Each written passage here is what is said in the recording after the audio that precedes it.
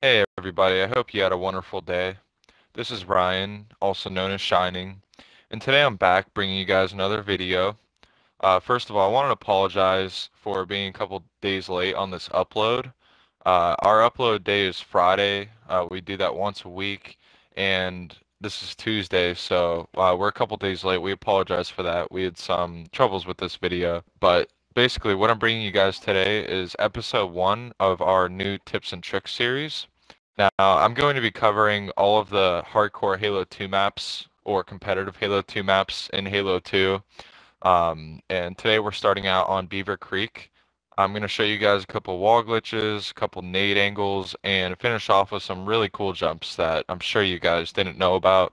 Okay, guys, so this first head glitch I've got here to show you, I'm in front of blue plasmas, and there's this little rock here on the side, and it's really simple, basic wall glitch, but I just wanted to start out showing you guys here. As you can see, I have a perfect shot on Santana, and from his POV, he can barely see my body, and so he has less of a hitbox to hit. And so therefore, only one or two bullets out of each burst he shoots at me will connect. Sometimes none of them will connect. So that obviously gives me a huge advantage. Now for this next one, I'm over at Blue Needles, and what I'm demonstrating here is just one situation where you can be coming out of the side of Blue Needles, and somebody could be up at snipe, and this little ledge here is perfect for taking away the advantage they have by being up top. And what you want to do is walk into the wall as you do this. That'll just make the wall glitch even better. As you can see from his POV, again, he can barely see me, and none of his shots were even hitting there. Now, the way wall glitching works in Halo 2, if you haven't noticed, is you have to have the right side of your body pushing into whatever piece of cover you're going to be wall glitching against. And because of the way Halo 2 is, you'll be able to see their full body, and they will only be able to see a portion of yours. So now we're going to move on to the first nade angle. I wanted to show you guys how to nade down both rockets and sniper from different positions because they both respawn every 30 seconds after they've been dropped. So it's very key to control those weapons on this map. Now, as you can see, I'm showing you how to nade down sniper, which is at blue side from top red. What you want to do is aim towards sniper and put your reticule up just an inch or two into the sky, and you'll want to look for that triangle formation. Hopefully you can tell on my screen what I'm referring to by that. And the very top star is what you want to center your reticule on. Once you have that done, you unzoom, and then you can either throw a couple plasmas or a couple frags. Now it's important to be precise because if you're even just a hair off, you might just move the sniper, but it might not actually come down, so keep that in mind. Now the other nade angle I wanted to show you guys was how to nade down rockets from inside of blue. Now picture this scenario.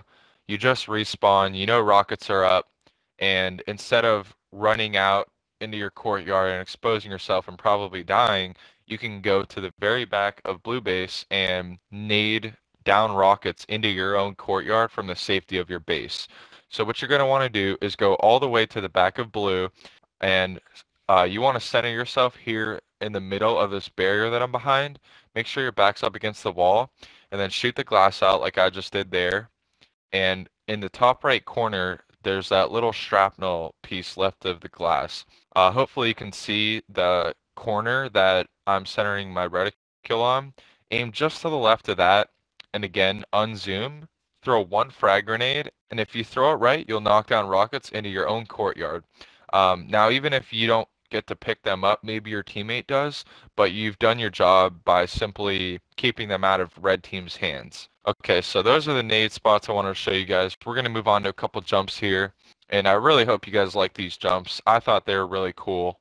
All right, so this very first jump I wanted to show you guys is pretty simple, but going back to the whole rockets thing, it can be very helpful. So let's say rockets are up. You manage to get up to Arch, which is arguably the most wide open spot of the map. You're very exposed up there. And so if you're playing against good players who may also be aware that rockets are up, chances are you're going to start getting lit up.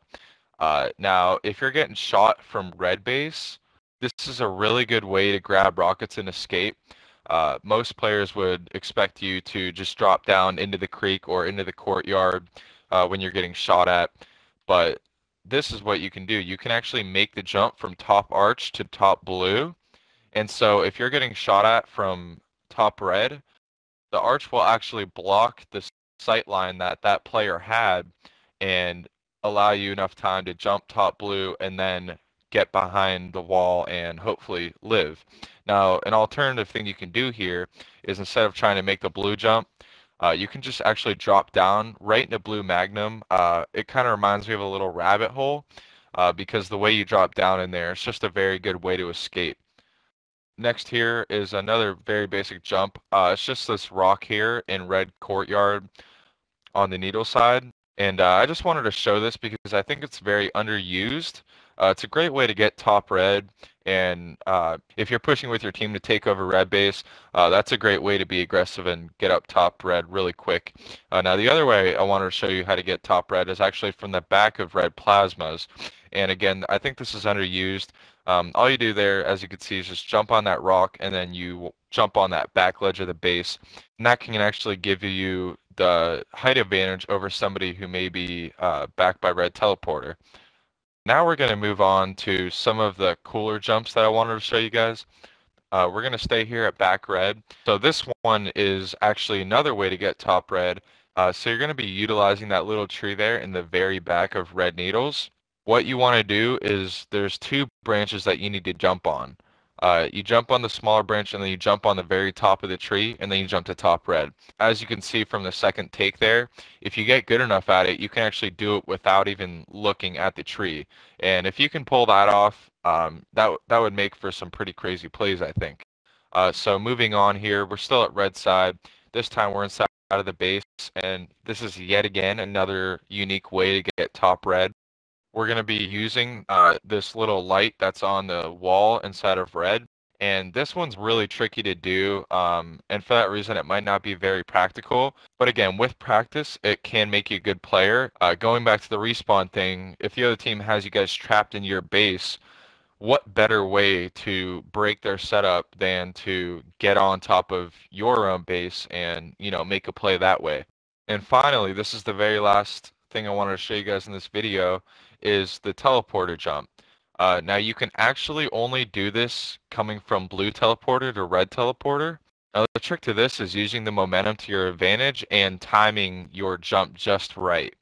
Now the best tip I can give you in being able to pull this jump off is not to try to Gandhi hop your way up on top of the teleporter, but to hold crouch. Again, it's all about momentum and timing, and again, with practice, this is a great way to get a jump on somebody and get the advantage and hopefully win that BR battle. So I really hope you guys learned a thing or two here and enjoy this type of content. The next episode, I'm going to be showing you guys a bunch of cool stuff on Lockout. So if you don't want to miss that, please be sure to subscribe to our channel. Some other good news, we're going to be welcoming a third member to our team. I'm going to wait on making that announcement, but I'll probably address that next Friday in the Lockout Tips and Tricks episode 2. So I hope you guys enjoyed, and if you did, please like our video, give us some feedback and ideas in the comments, and as always, guys, clips before chicks. We'll catch you next time. Peace.